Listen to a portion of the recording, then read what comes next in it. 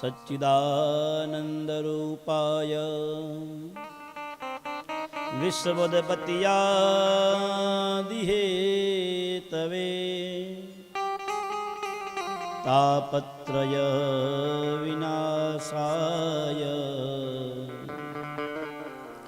श्री कृष्णाय वयं नुमः। आओ આપણે પણ બધા ભગવાન એ કૃષ્ણ પરમાત્માને વંદન કરીએ સાથે મળીને। વેદવ્યાસે બીજા શ્લોકમાં સુખદેવજીને વંદન કર્યા છે। યમ પ્રવજમનુમેત મપેત કૃત્ય દ્રીપાયનો વિરહકા તર આજુહાવ પુતરે પિતનમયતયા તરવોન્દભેન્દો તમ સર્વભૂતહૃદયં મુનિમાનતોસ્મી।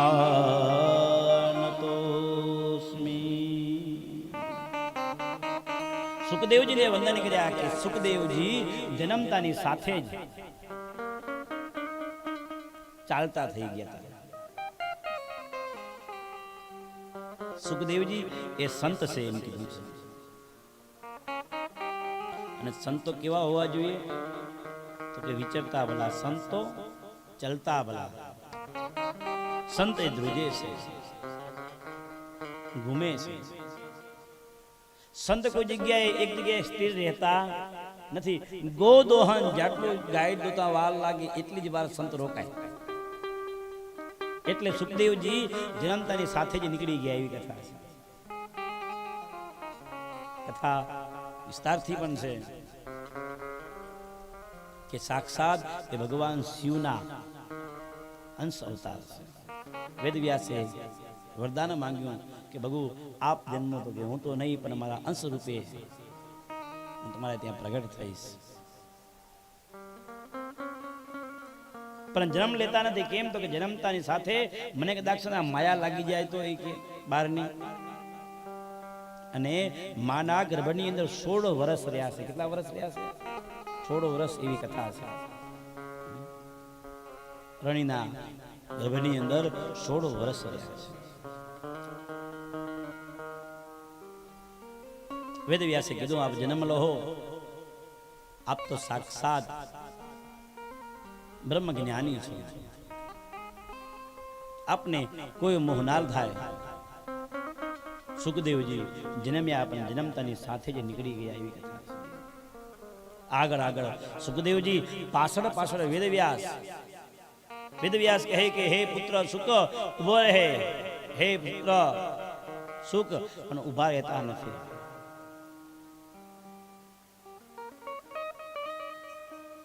પ્રત્યુત્તરમાં કથા એવી છે કે સુખદેવજી તો કઈ બોલ્યા નહીં, પણ ઝાડખાઓએ, વૃક્ષોએ, ઝાડવાઓએ એને જવાબ આપ્યો છે।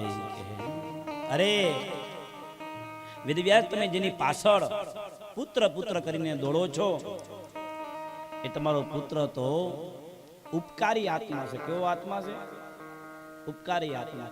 એમનો જન્મ બીજાના ઉપકાર માટે છે, પરોપકાર માટે જન્મ છે, ઉપકાર માટે એનો જન્મ રહેલો છે।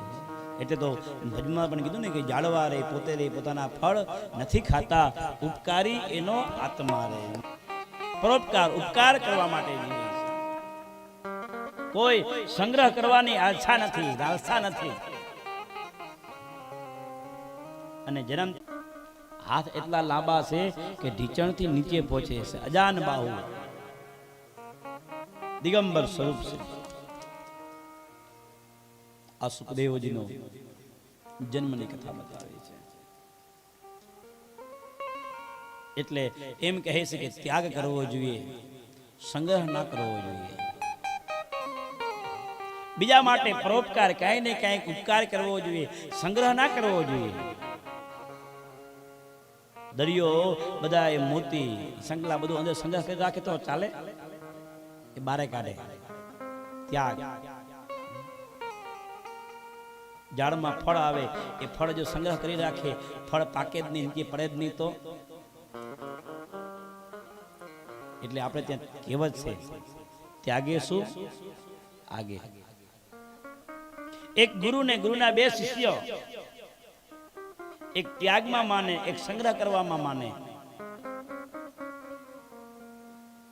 એક જણો કે ના જે આવે એ દઈ દેવાનું હોય, કે રાખવાનું જ નહીં. ક્યારે હારા કપડા આવે તો પહેરી નાખવાના, એ કે રાખી મૂકવાના નહીં. ક્યારે ના હોય તો જે હોય હાલે. એ કે એક ત્યાગમાં માને, એક સંગ્રહમાં માને કે નહીં નહીં સંગ્રહ કરવો જોઈએ. ક્યારે કઈ નામ લેતો, ક્યારે કોઈ ગામમાં ગયા તો વધારે ભિક્ષા મળી હોય તો જે કે વધ્યું હોય પોતે ખાઈને બીજાને ખવડાવી દેવાનું. ત્યાગમાં માને, ભેગું નહીં કરવાનું, બધું આપી દેવાનું. જે પોતાને જોઈએ એટલું કરવાનું, બીજું આપી દેવાનું. પણ બીજો શિષ્ય કે ના ના સંગ્રહ કરવાનો. એટલે કદાચ બીજા કોઈ એવા ગામમાં જઈ કઈ ખાવાનું નામ લેતો કામ આવે ને. એ કે એક સંગ્રહમાં ને એક ત્યાગમાં. દ્રષ્ટાંત તો બહુ વિસ્તારથી છે. એમ કરતા કરતા નીકળ્યા, નદીના કિનારે ગયા. નદી પાર કરવી હતી એટલે હોડીવાળાએ કીધું કે નદી તો હું તમને પાર કરી દઉં, પણ એક જણાના 50 પૈસા થશે. તો ત્યાગમાં જે માનતો હતો એના કારણે તો કઈ હતું નહીં. સંગ્રહ વાળો કે જોયું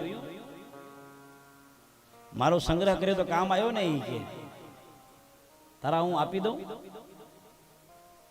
ઓલો કે આપી દીધા.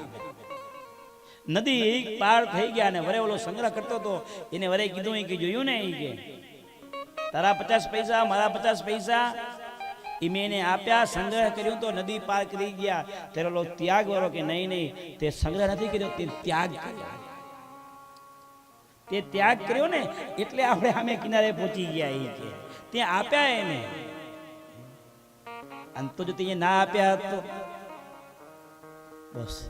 એટલે ત્યાગ કરવો જોઈએ, પરોપકાર કરવો જોઈએ. મારો કેનો ભાવાર્થ છે આપણને જે કંઈ આપ્યું યથાશક્તિ એ પ્રમાણે કોઈ સત્કર્મમાં ક્યાંક ને ક્યાંક એનું અર્પણ કરવું જોઈએ.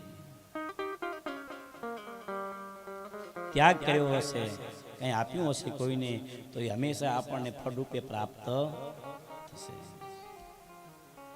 એનાથી જ માણસની પુણ્યની પ્રાપ્તિ થાય છે. એટલે સુખદેવજી છે એ પરોપકારી જીવ છે. પરોપકાર માટે જન્મ લીધો છે, પોતાના માટે નહીં.